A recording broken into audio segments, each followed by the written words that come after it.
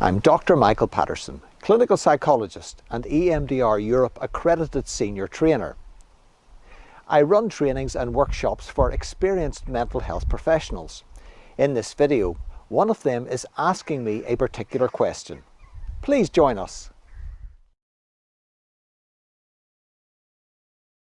Is it possible just to target key traumas in resourced clients so the client can be well enough without going into memories from early life?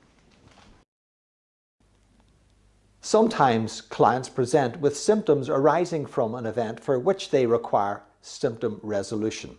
For example, a client could have been involved in a road traffic collision, let's say 7 months ago, and as a result, they're having nightmares, intrusions, and possibly dissociative flashbacks to that experience. There could be avoidance of various reminders. They could be in a high state of arousal and have a distorted sense of self. In fact, they may even have a diagnosis of post-traumatic stress disorder.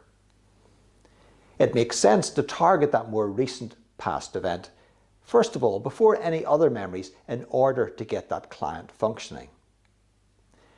If it turns out, having taken that client's history, that we see the client as blaming themselves for that particular experience, even though from the facts it wasn't their fault.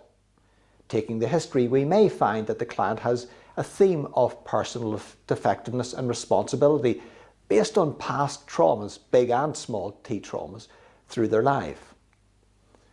As a result of that, those earlier experiences stored in memory networks are now colouring their perception, affecting their attitude and affecting their behaviour. So really, the earlier experiences feed into the more recent past event of the road traffic collision and affect how the client sees themselves. There could be an element of vulnerability and lack of safety associated with it, but also there could be a sense of irrational responsibility. Even with that, it makes sense to process the incident of the road traffic collision, first of all, to get the client functioning. I wouldn't necessarily expect the SUD, the subjective units of disturbance, to go down to 0, because these earlier memories can act as feeder memories, feeding up into the present and keeping the more recent event alive. If time allows and the client is willing, we can then target the past events, identifying the touchstone memory, using the float-back technique to access that.